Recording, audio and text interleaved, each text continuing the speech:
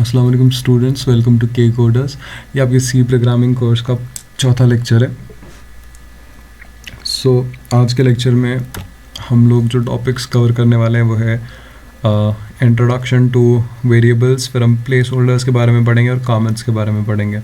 So without further ado let's get started.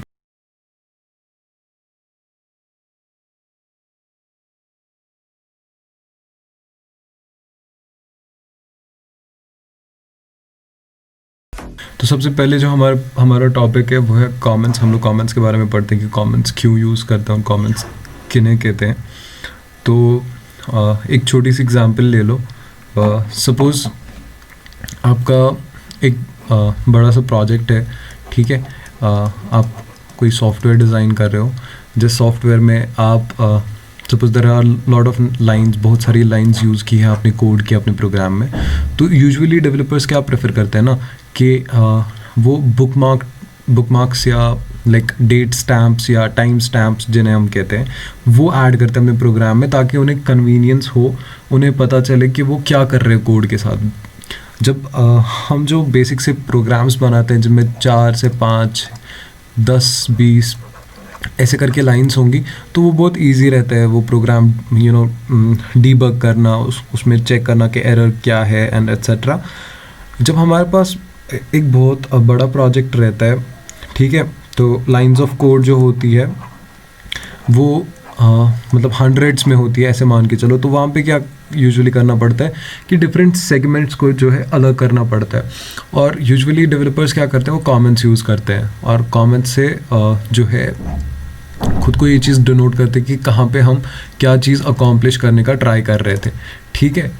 तो ये जो कमेंट्स होते हैं, ये चीज़ नोट करना कि कंपाइलर जो है, कंपाइलर इन कमेंट्स को कम्प्लीटली इग्नोर करता है, ठीक है। कंपाइलर इन लाइंस को इग्नोर कर देता है, और ये कमेंट की जो लाइंस होती है ये कंपाइल नहीं होती है एक प्रोग्राम के साथ। मतलब कि ये सिर्फ और सिर्फ डेवलपर के लिए या जो है प्रोग्रामर उसके लिए बनी होती है, ठीक है, ताकि वो कोई चीज़ समझ सके या कोई चीज़ अकॉम्प्लिश कर सके अपने कोड के थ्रू, ठीक है। यूजुअली हम लोग डेट स्टैम्प्स ऐड करते हैं, मतलब कि अपनी जगह पे नोट करते हैं कि कौन सी लाइन हमने किस डेट पे लिखी थी, किस टाइम पे लिखी थी, और यूजुअली ये चीज़ कि यहाँ पे क्या अकॉम्प्लिश करना चाह रहे हैं, कि यहाँ का जो कोड है वो क्या काम करेगा, ठीक है। इसका एक एग्जांपल देखते हैं हम लोग। तो मान के चलो हमारे पास यहाँ पे एक छोटा सा प्रोग्राम है, ठीक है। इस प्रोग्राम में हम लोग क्या अकॉम्प्लिश करने का ट्राई कर रहे हैं कि हम लोग स्क्रीन पे 2 मैसेज टाइप कर रहे हैं, हेलो हैकरॉइड, हाउ आर यू, ठीक है। तो ये हमारा एक छोटा सा प्रोग्राम है। इस प्रोग्राम में हम लोग कमेंट ऐड करने का ट्राई करेंगे, ठीक है। तो यूजुअली क्या रहता है कि सपोज हमने एक कमेंट ऐड किया, this line will print something to screen, ठीक है। और यहाँ पे सपोज हम एक और कमेंट ऐड करते हैं, या कमेंट्स ऐसे भी कहीं पे भी आप ऐड कर सकते हो, बस एक मतलब जो स्टेटमेंट है उसके बिटवीन नहीं कर सकते हो। मतलब कि सपोज कोई ट्राई करेगा कि यहाँ पे कमेंट ऐड करेगा, ठीक है, तो ऐसा कुछ नहीं हो पाएगा। एक स्टेटमेंट के बगैर, लाइक एक स्टेटमेंट जिस स्पेस में यूज़ किया गया है उसके बगैर जो है, या अदर दैन दैट स्पेस, आप एक कमेंट जो है ऐड कर सकते हो अपने कोड के अंदर। सपोज यहाँ पे जो हम कमेंट ऐड करेंगे वो है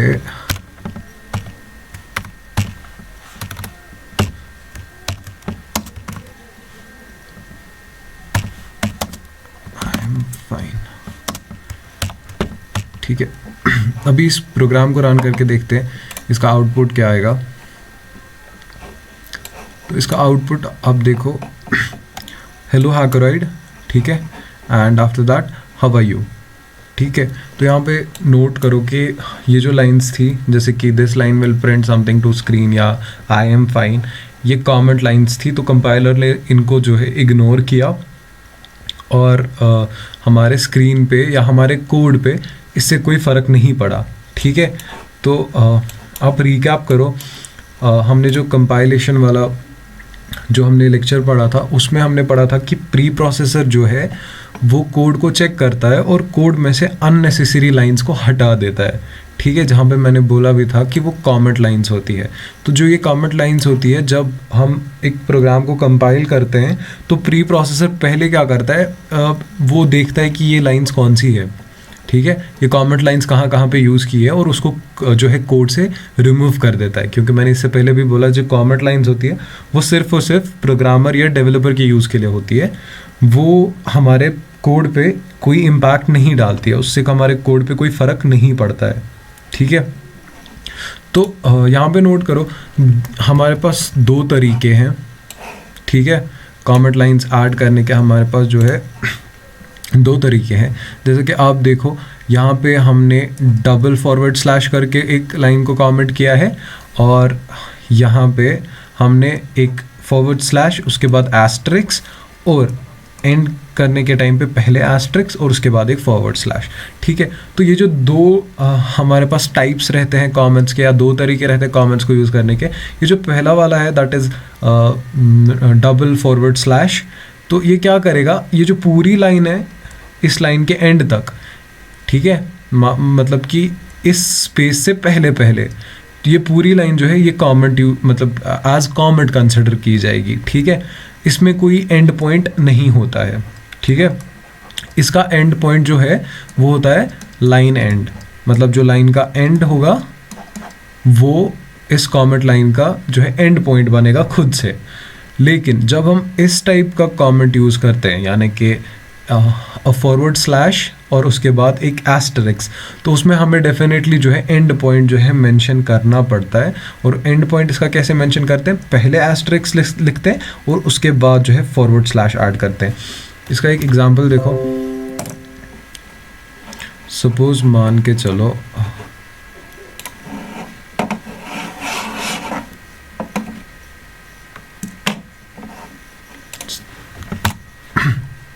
यहाँ पे हम एक और लाइन प्रिंट कराएंगे, ठीक है।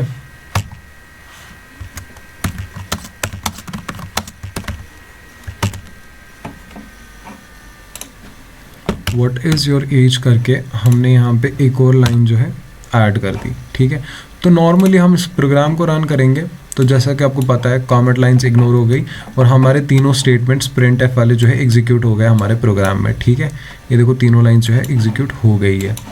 लेकिन सपोज हमने जो है इस कमेंट का एंड पॉइंट स्पेसिफाई नहीं किया प्रोग्राम में, तो देखो क्या होगा।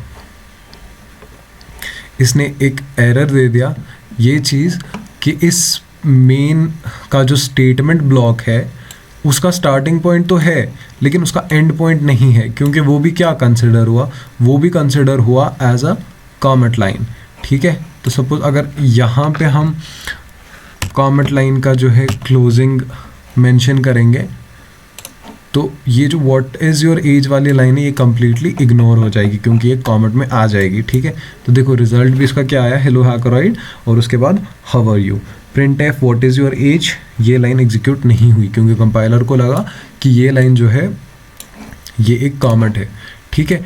तो ये एक छोटी सी ट्रिक रहती है कि सपोज़ आपको कोई लाइन अनवांटेड लगी अपने प्रोग्राम में, या ऐसे मान के चलो कि कोई लाइन की वजह से एरर अकर हो रहा है, तो हम यूजुअली उसको क्या है कमेंट कर देते हैं ताकि हम लोग इसको बाद में फिर डीबग कर सके, ये पता कर सके कि कहाँ पे एरर आ रहा है, ठीक है। तो ये हमारा कमेंट्स का सेक्शन था। अभी हम वेरिएबल्स के बारे में पढ़ेंगे। तो हमारा जो नेक्स्ट टॉपिक है वो वेरिएबल्स के ऊपर। हम लोग समझते हैं कि वेरिएबल्स किन्हें कहते हैं और इनका क्या यूज़ रहता है हमारी प्रोग्रामिंग के अंदर। तो कन्वेंशनली अगर हम नॉर्मली देखें तो वेरिएबल का मतलब ये होता है दैट एनीथिंग दैट चेंजेस, ठीक है। कोई भी ऐसी चीज़ जो कि चेंज हो, जिसमें कोई चेंज अकर करे, उसको हम लोग वेरिएबल कहते हैं, यानी कि जो कोई चीज़ वैरी हो, ठीक है। यहाँ पे सी प्रोग्रामिंग में या रादर जनरली देखा जाए तो प्रोग्रामिंग में वेरिएबल्स का वैरी होना ये एक पार्ट है वेरिएबल्स का, ठीक है। बट इनको समझने का तरीका क्या है या लाइक इनको समझा कैसे जा सकता है, तो उसके लिए हम वेरिएबल्स को डिफ़ाइन ऐसे करते हैं कि वेरिएबल्स कंटेनर्स होते हैं, ठीक है। हमारी प्रोग्रामिंग के अंदर वेरिएबल्स का जो मीनिंग है वो है कंटेनर्स, ठीक है। कंटेनर्स होने का मतलब है कि दे शुड कंटेन, या ये कोई चीज़ होल्ड कर सके, ठीक है। होल्ड यानी कि कंप्यूटर्स की लैंग्वेज में जो है सेव कर सके। तो प्रोग्रामिंग में ऐसी कौन सी चीज़ है जो हमें सेव करनी पड़ेगी, वो है डेटा, ठीक है। हम जैसे कि हमने अपनी बेसिक लेक्चर्स में हमने पढ़ा था, शायद लेक्चर नंबर 2 इट वाज, जहाँ पे हमने पढ़ा था कि कंप्यूटर के वर्किंग का प्रोसेस क्या रहता है। तो हमने पढ़ा था कि इनपुट होता है, उसके बाद उस इनपुट को जो है स्टोर किया जाता है मेमोरी में, ठीक है।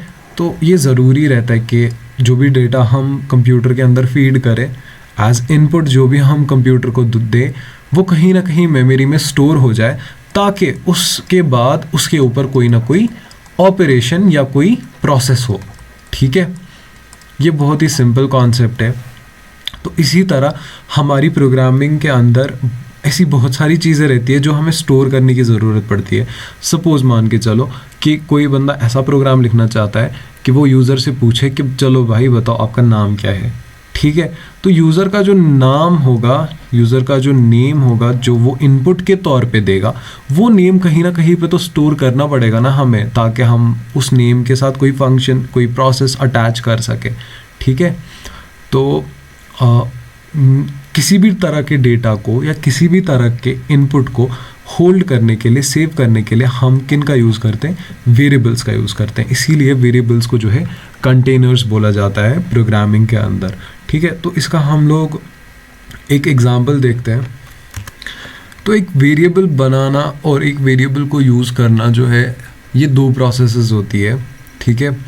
तो जो हमारे पास पहली प्रोसेस होती है उसको बोलते हैं वेरिएबल डिक्लेरेशन, यानी कि डिक्लेयर करो अपने वेरिएबल के बारे में कि वेरिएबल किस टाइप का होगा, कौन से टाइप का डेटा जो है होल्ड करेगा। तो सी प्रोग्रामिंग के अंदर जो हमारे पास सिंटेक्स रहता है इस चीज़ का, वो कुछ ऐसे होता है। सबसे पहले तो सी प्रोग्रामिंग के अंदर हम लोग डेटा टाइप मेंशन करते हैं, ठीक है, और उसके बाद वेरिएबल नेम, ठीक है। तो डेटा टाइप समझो, मतलब डेटा टाइप किसे कहते हैं, बहुत ही सिंपल कॉन्सेप्ट है। डेटा टाइप का मतलब है what type of data, right.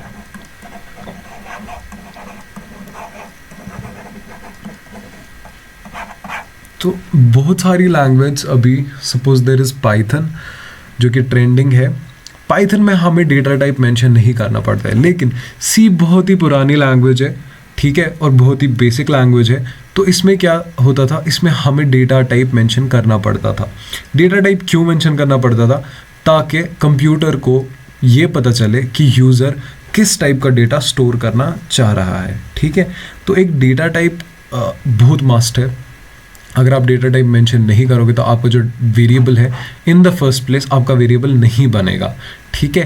तो एक एग्जांपल लेते हैं। सपोज़ हमें एक नंबर स्टोर करना है 2, ठीक है। तो एज वी नो कि 2 एक इंटीजर है, एक इंटीजर वैल्यू है। तो एक इंटीजर को स्टोर करने के लिए जो हमारे पास इंटीजर का डेटा टाइप रहता है वो है इंट, INT, ठीक है। जब हम ऐसे करके INT लिख देते हैं तो INT क्या रिप्रेजेंट करता है कि इंटीजर टाइप का डेटा जो है स्टोर होने वाला है। तो उसके बाद हम सपोज वेरिएबल का नाम x रख देते हैं और इस स्टेटमेंट को जो है बंद करते हैं एक सेमीकोलन से। तो इसको हम लोग कंपाइलर पे देखते हैं इसका क्या मतलब होगा, ठीक है।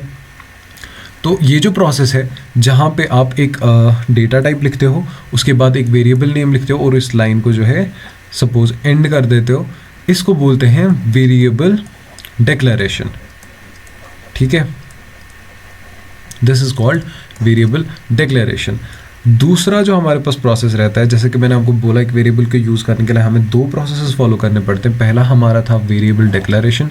तो जो हमारे पास दूसरा जो प्रोसेस है उसको बोलते हैं इनिशियलाइजेशन,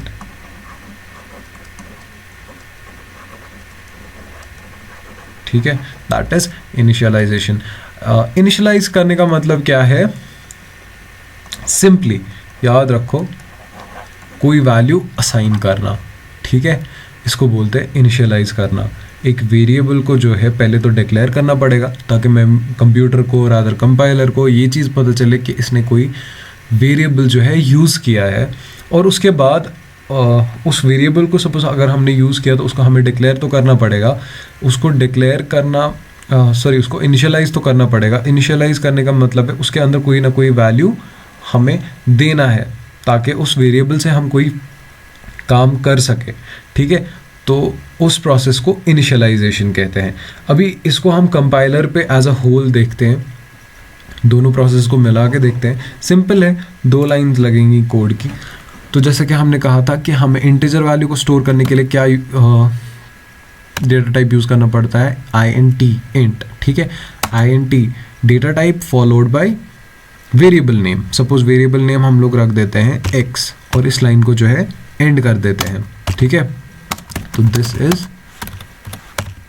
वेरिएबल डिक्लेरेशन, ठीक है। नेक्स्ट लाइन पे आते हैं x, और सपोज x के अंदर जैसे हमने एग्जांपल लिया था 2, ठीक है, तो ऐसी कौन सी चीज़ है जो हम इस स्पेस में लिख सकते हैं ताकि जो ये 2 वैल्यू है ये x के अंदर चला जाए, तो उसे हम कहते हैं असाइनमेंट ऑपरेटर, ठीक है, दैट इज इक्वल्स टू। ये जो इक्वल्स टू है इसको सी प्रोग्रामिंग में असाइनमेंट ऑपरेटर बोलते हैं। रादर जनरली देखोगे तो प्रोग्रामिंग लैंग्वेज में इक्वल्स टू का मतलब होता है असाइनमेंट ऑपरेटर। तो ये कैसे काम करता है, ये राइट टू लेफ्ट काम करता है। मतलब जो वैल्यू यहाँ पे राइट साइड में है जो कि आप देख रहे हो 2 है, वो जाएगा x के अंदर, और x पहले से डिफाइन करके है कि x एक वेरिएबल है जो कि इंटीजर टाइप के डेटा को होल्ड करेगा, ठीक है, बात समझ रहे हो, ये बहुत इजी कॉन्सेप्ट है। इसको हम लोग देखते हैं कि मेमोरी में क्या होता है जब हम एक वेरिएबल को डिक्लेयर या इनिशियलाइज जो है करते हैं, ठीक है। तो जैसा कि मैंने आपको बोला कि राइट टू लेफ्ट प्रोसेस रहता है, तो मतलब ये 2 जो है इस x के अंदर चला जाएगा। तो ऐसे देखो कि कंपाइलेशन सपोज इस लाइन पे पहुंच गई, ठीक है, इंटीजर x इस लाइन पे जो है हमारा कंपाइलर पहुंच गया। तो जब हम इस प्रोग्राम को एग्जीक्यूट वगैरह करते हैं तो क्या होता है, जो हमारे पास मेमोरी होती है उसके अंदर मेमोरी में ब्लॉक्स होते हैं, ठीक है। मेमोरी जो होती है वो छोटे छोटे ब्लॉक्स की बनी होती है, ठीक है, वो कंबाइन करके हमारे पास एक डेफिनेट साइज मेमोरी का जो है आ जाता है, ठीक। तो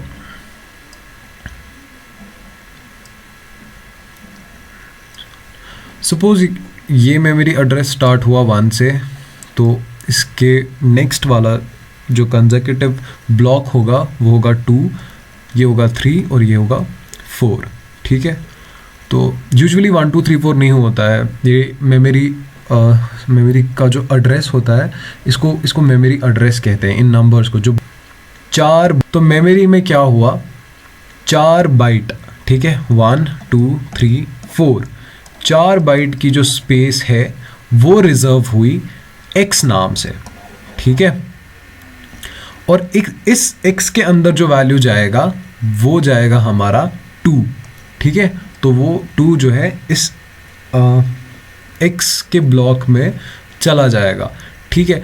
तो यहाँ पे क्वेश्चन अराइज हो सकता है, कोई बच्चा बोलेगा कि 4 ही बाइट जो है क्यों कंज्यूम हुई, तो उसका सिंपल सा जवाब है डिफरेंट डेटा टाइप्स जो है सी प्रोग्रामिंग के अंदर डिफरेंट साइजेस मेमोरी में लेते हैं, ठीक है। हमने फ़िलहाल इंटीजर के बारे में पढ़ा, हमने फ़िलहाल इंट के बारे में पढ़ा। तो इंट जो है, इंट 4 बाइट्स ऑफ मेमोरी लेता है जो हमारे पास 32 बिट मशीन्स होती है, और 2 बाइट की जो मेमोरी है वो लेता है जो हमारे पास 16 बिट मशीन्स होती है। 16 बिट मशीन्स अभी ऑब्सोलीट हो चुकी है, बहुत पुरानी मशीन्स होती थी। तो आजकल की जो मशीनें हमारे पास होती है, लाइक जो हमारे लैपटॉप्स होते हैं, तो 32 बिट होते हैं, ठीक है। ये कंप्यूटर का आर्किटेक्चर होता है, यहाँ जाने की आपको ज़रूरत है नहीं, ठीक है। तो मैं इसलिए बता रहा हूँ ताकि आपको कॉन्सेप्ट रहे कि 4 बाइट भी लेता है किसी सिस्टम में तो किसी सिस्टम में 2 बाइट भी लेता है, ठीक है। तो ऑब्वियसली यहाँ पे एक पॉइंट नोट करो कि इंटीजर की जो कैपेसिटी होगी डेटा होल्ड करने के लिए वो 16 बिट मशीन में कम होगी, क्योंकि वहाँ पे इसको सिर्फ 2 बाइट्स ऑफ मेमोरी मिलेंगी, और 32 बिट में इसका जो रेंज रहेगा कि ये कितना बड़ा नंबर स्टोर कर सकेगा वो ज़्यादा रहेगा, क्योंकि इसके पास जो है 4 बाइट्स होंगी मेमोरी की कंज्यूम करने के लिए, ठीक है।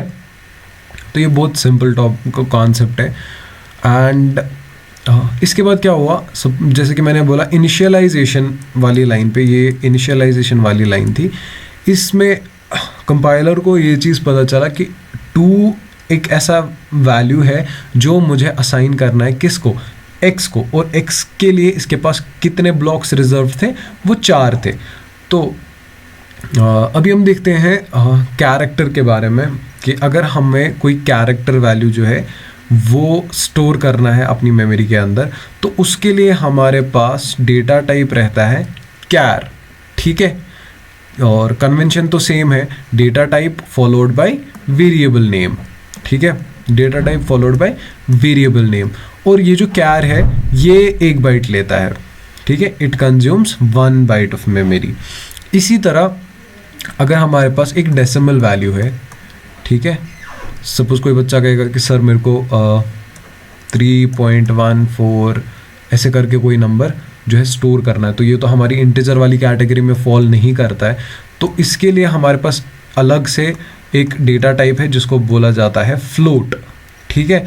और इस नंबर को, डेसिमल नंबर को, सी प्रोग्रामिंग के अंदर बोलते हैं फ्लोटिंग नंबर या रादर फ्लोटिंग पॉइंट, ठीक है। तो फ्लोट जो है बाय कन्वेंशन 4 बाइट मेमोरी के कंज्यूम करता है, ठीक है। इसका एक सिंपल सा चार्ट होता है जो ऑनलाइन आपको बुक्स वगैरह में भी मिलेगा, तो वहाँ हम जाते नहीं है, मतलब like that is very basic, वो आप किसी भी बुक से अक्वायर कर सकते हो वो नॉलेज। ये जो चीज़ें मैं आपको बता रहा हूँ ब्लॉक लेवल या जो है मेमोरी के लेवल पे, ये आपको बुक्स में नहीं मिलेंगी। तो जो थोड़ा बहुत थ्योरी का पार्ट रहता है वो स्किप हो जाएगा, वो आपको बुक्स वगैरह से पढ़ना पड़ेगा, और मैं वो डिस्क्रिप्शन में जो है मेंशन करूँगा। तो इस पॉइंट तक हमने एक वेरिएबल को डिक्लेयर किया और उसके बाद उसको इनिशियलाइज भी किया। अब हम ये देखेंगे कि इस वेरिएबल को यूज़ कैसे कर सकते हैं। मतलब अभी तो आपका क्वेश्चन रह सकता है कि सर चलो ठीक है वेरिएबल बना दिया, उसको वैल्यू वगैरह भी जो है असाइन कर दिया, अभी इस वेरिएबल को सपोज हम चाहेंगे कि स्क्रीन पे इसको प्रिंट करें, ठीक है। तो उसके लिए नॉर्मली हम लोग अपना प्रिंट एफ यूज़ करेंगे, प्रिंट एफ, ठीक है। एक्स, सपोज मैं ऐसे लिखने की कोशिश कर रहा हूँ कि x is equal to the number, जो नंबर x का हमने असाइन किया है या जो वैल्यू हमने x का असाइन किया हुआ है। तो उसके लिए क्या होगा, यहाँ पे हम %d यूज़ करेंगे, ठीक है, और उसके बाद कॉमा वेरिएबल नेम, ठीक है। इस लाइन को थोड़ा सा ध्यान से देखो, पहले तो उसको रन करके देखते हैं कि क्या आउटपुट आता है हमारे पास।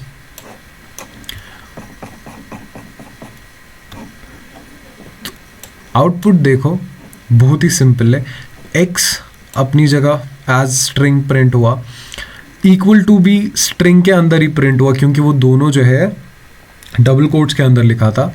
लेकिन उसके बाद क्या हुआ, उसके बाद हमारे पास जो ये हमने कुछ यूज़ किया है यहाँ पे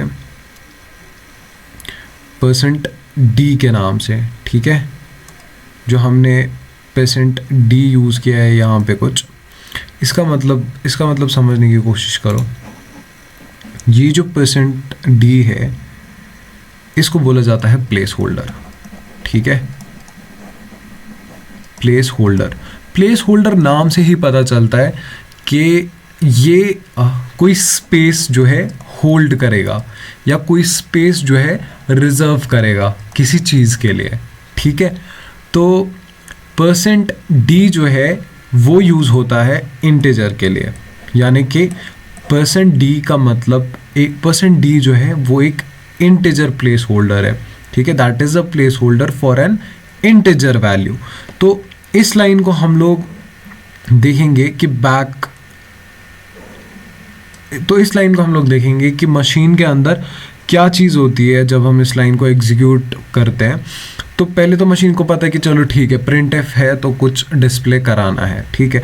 उसके बाद डबल कोट्स पे आ गए तो इसको पता है कि डबल कोट्स के अंदर जो भी है वो एज अ स्ट्रिंग मेरे को स्क्रीन पे डाल देना है, ठीक है। तो जब एक्स आ गया, एक्स डायरेक्टली यहाँ पे भी हमारे पास आ गया, राइट। इक्वल्स टू आ गया, इक्वल्स टू भी डायरेक्टली स्क्रीन पे आ गया। अब जो यहाँ पे गेम चेंज होती है वो क्या है, यहाँ पे %d आया, ठीक है। तो %d प्री डिफाइंड है, सी प्रोग्रामिंग के अंदर जो ये %d है ये प्री डिफाइंड है कि ये एक प्लेस होल्डर है इंटीजर के लिए। तो कंप्यूटर को यहाँ पे पता चला कि इस स्पेस पे, जो यहाँ पे ये स्पेस है, इस स्पेस पे मुझे एक इंटीजर वैल्यू जो है प्रिंट कराना है, स्क्रीन पे एक इंटीजर वैल्यू जो है आउटपुट देना है। वो इंटीजर वैल्यू कहाँ से आएगा या वो इंटीजर वैल्यू कौन सा होगा वो डिफाइन करता है कॉमा के बाद जो हमने यहाँ पे x लिखा है ना, ये वाला, ये वो चीज़ डिफाइन करता है, ठीक है।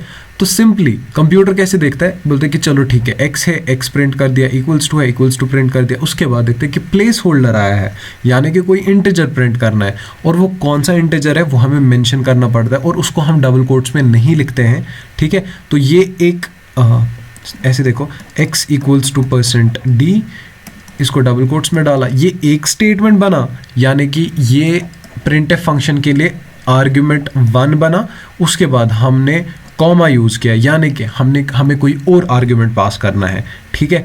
वो दूसरा आर्ग्यूमेंट हमारा क्या है, x। तो कंप्यूटर को पहले से पता है कि x क्या है, x एक वेरिएबल है। कौन सा वेरिएबल है, इंटीजर टाइप का वेरिएबल है, समझ रहे हो। तो जब यहाँ पे इसको प्लेस होल्डर इंटीजर का मिला और इसको पता चला कि नेक्स्ट आर्ग्यूमेंट में जो है एक इंटीजर जो है यूज़र ने डिफाइन किया, या रादर एक इंटीजर को मेंशन किया है, यह आर्ग्यूमेंट 2 है, ठीक है। तो आप समझने की कोशिश करो, x इक्वल्स टू %d, यानी कि x है इक्वल्स टू है और एक इंटीजर वैल्यू है जो मुझे डालना है। वो इंटीजर वैल्यू कहाँ से आएगा, वो इस x से आएगा। इसीलिए जो हमें आउटपुट मिला वो था x इक्वल्स टू 2। ये 2 कौन सा था, ये x इक्वल्स टू 2 से आया, क्योंकि x के अंदर जो वैल्यू था वो 2 था, ठीक है। और ये कन्वेंशन फॉलो करते हैं, मतलब सपोज हमें एक और वेरिएबल जो है डिक्लेयर करना है, या तो हम लोग सीधे उसके लिए इंट सपोज z करके कर सकते हैं, या हमारे पास ऑप्शन रहता है कि हम लोग कॉमा से स्टेटमेंट्स को सेपरेट करें। इंटीजर x, ठीक है, उसके बाद हमें फिर से मेंशन करने की ज़रूरत नहीं है, हम सिर्फ वेरिएबल नेम लिख सकते हैं। तो यहाँ पे कंप्यूटर को क्या पता चलता है कि ठीक है, एक वेरिएबल है इंटीजर टाइप का और दूसरा वेरिएबल है इंटीजर टाइप का, यानी कि 2 वेरिएबल्स हैं इंटीजर टाइप के, एक का नाम x है, एक का नाम z है। तो आप जितने वेरिएबल्स यूज़ करना चाहो, आप एक ही लाइन में भी उनको डिक्लेयर कर सकते हो या डिफरेंट लाइन्स में उनको जो है डिक्लेयर कर सकते हो। अब चलो इनिशियलाइजेशन के साथ भी जो है सेम चीज़ है, ठीक है। इनिशियलाइज हमने किया तो हम सपोज नेक्स्ट लाइन में जो है इनिशियलाइज करेंगे z equals to 10, z equals to 10 लिख देते हैं, ठीक है।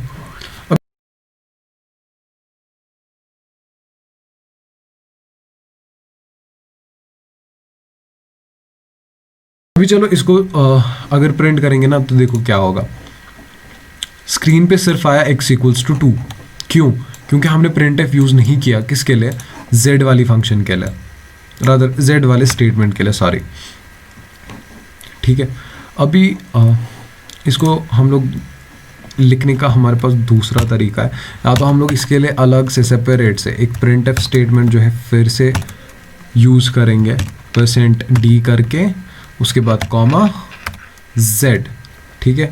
या तो ऐसे कर सकते हैं, पहले तो चेक करो आउटपुट क्या आएगा, 210 आएगा। 210 क्यों आया, क्योंकि हमने न्यू लाइन जो है यूज़ नहीं किया, ठीक है।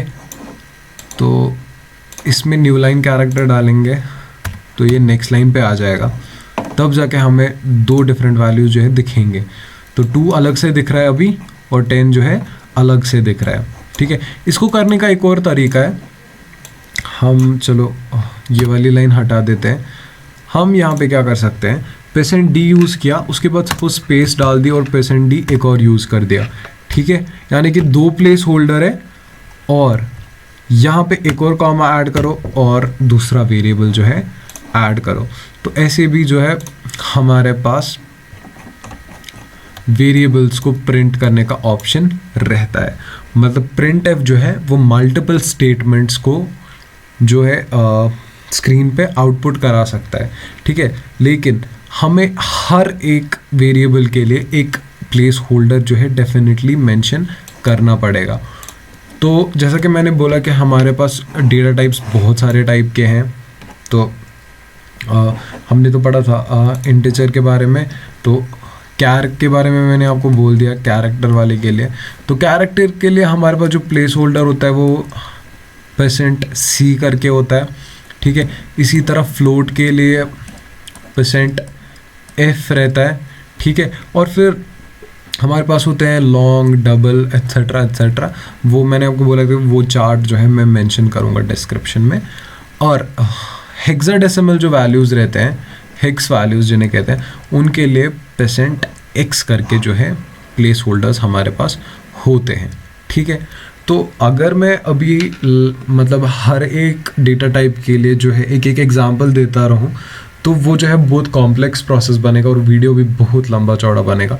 तो आपका ये चीज़ होना चाहिए कि आप खुद से हर एक चीज़ को ट्राई करो, माने कि कैरेक्टर को ट्राई करो, फ्लोट को ट्राई करो, ठीक है।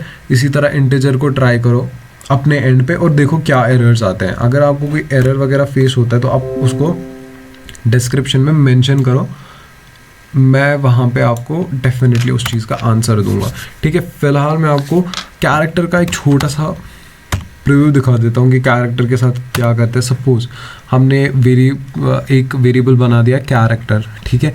इसका नाम सपोज हमने राकिब रख दिया। वेरिएबल नेम के भी कन्वेंशंस होते हैं, मतलब इसके भी कोई रूल्स रहते हैं जो आपको फॉलो करने पड़ते हैं, ठीक है। कि मतलब वेरिएबल नेम जो है किस चीज़ से एंड हो सकता है, किस चीज़ से एंड नहीं हो सकता, कौन सी चीज़ मेंशन कर सकते हो। सपोज जैसे कि स्पेशल कैरेक्टर जो है वो आप वेरिएबल नेम में नहीं डाल सकते हो, तो वो थ्योरी पार्ट है, वो आप किसी भी बुक से पढ़ लेना, ठीक है। तो कैरेक्टर जो है ये सिर्फ एक कैरेक्टर स्टोर करता है। मतलब कि सपोज इसको हम लोग इनिशियलाइज करते हैं, डिक्लेयर तो हमने ऊपर वाली लाइन में कर दिया। इनिशियलाइज करेंगे तो जो भी हमें इसके अंदर लिखना है वो सिंगल कोट्स के अंदर लिखना है, ठीक है। तब जाके वो जो वैल्यू है स्टोर हो जाएगा। ये कन्वेंशन है कैरेक्टर का, इसलिए मैंने आपको कैरेक्टर के बारे में जो है दिखा दिया, ठीक है। तो सपोज कैरेक्टर का हमारे पास आ गया राकिब, हमने लिख दिया इज़ इक्वल टू, असाइन कर रहे हैं राकिब के अंदर कोई वैल्यू, सपोज r करेंगे, ठीक है। इस लाइन को एंड किया और printf यूज़ किया। printf में क्या करेंगे, %d करेंगे या %c करेंगे। अगर %d करोगे ना तो क्या होगा, r का जो एस की वैल्यू है वो प्रिंट हो जाएगा, ठीक है। ये ट्राई करना अपने एंड पे और मुझे बता देना, लाइक जो भी आपका आउटपुट आएगा, जो भी रिज़ल्ट आएगा उसके बारे में फिर पढ़ेंगे सम टाइम। तो फिलहाल के लिए will have to follow the convention. हम लोग %c करके लिखते हैं और उसके बाद जो है वेरिएबल का नाम लिख देते हैं, दैट इज़ राकिब। तो इसका आउटपुट देखते हैं। तो देखो स्क्रीन पे डेफिनेटली r प्रिंट हो गया, क्योंकि इसको पता चला। फिर से प्रोसेस जो मैंने आपको समझाया था इंटीजर को लेकर, वो सारे डेटा टाइप्स को लेकर सेम रहता है, ठीक है। यानी कि जो स्टोर करने का मैंने आपको दिखाया था मेमोरी के अंदर, वो सेम रहता है, चाहे आप इंट यूज़ करो, कैर यूज़ करो, फ्लोट यूज़ करो, ठीक है। वो सब कुछ सेम रहता है। और जो मैंने आपको दिखाया था कि मतलब printf कैसे एग्जीक्यूट होगा लाइन बाय लाइन, कहाँ से कंट्रोल कहाँ जाएगा, वैल्यू इसको कैसे पता चलेगा कहाँ से लाना है, वो सब कुछ जो है वो सेम रहेगा, ठीक है। तो इसमें भी आप देखो सेम चीज़ हुआ, %c यूज़ हुआ तो उसको पता चला कि मुझे कोई कैरेक्टर वैल्यू प्रिंट करना है। कौन सा कैरेक्टर वैल्यू प्रिंट करना है, वो कॉमा के बाद हमने उसके लिए एक वेरिएबल नेम राकिब का जो है दे दिया। तो इसको पता चला कि राकिब के अंदर जो कैरेक्टर वैल्यू है वो उठा करके प्रिंट कर दो, ठीक है। यहाँ पे एक छोटी सी मैं वो टिप देता हूँ। सपोज हम लोग RA या मान के चलो RZ करके कुछ लिख देते हैं। हमने कितना कैरेक्टर स्टोर किया, 2 कैरेक्टर स्टोर किया। देखो स्क्रीन पे आउटपुट क्या आएगा। स्क्रीन पे आउटपुट जो हमारे पास आया वो है Z, ठीक है। यानी कि इसने एक ही वैल्यू स्टोर किया, इसने R को स्टोर नहीं किया, इसने इस टाइम पे Z को जो है स्टोर करके स्क्रीन पे आउटपुट किया। मतलब कि कैरेक्टर में सिर्फ एक जो है कैरेक्टर वैल्यू स्टोर होगा, 2 नहीं हो सकते हैं, ठीक है। तो मल्टीपल को स्टोर करने के लिए हमारे पास स्ट्रिंग्स होते हैं, वो हमारा आगे का टॉपिक है। तो आज के लिए दिस इज़ इनफ। एंड हमने जो पिछले लेक्चर में जो हमने टास्क दिया था उसका जो सॉल्यूशन है, उसके 2 टाइप के सॉल्यूशन है, वो मैं आपको डिस्क्रिप्शन में दिखा दूंगा वो क्या है, ठीक है। So that's it for this lecture. अगर आपको वीडियो पसंद आए तो वीडियो को लाइक करो और शेयर करो अपने फ्रेंड्स के साथ, चैनल को सब्सक्राइब करो। I'll meet you in next lecture.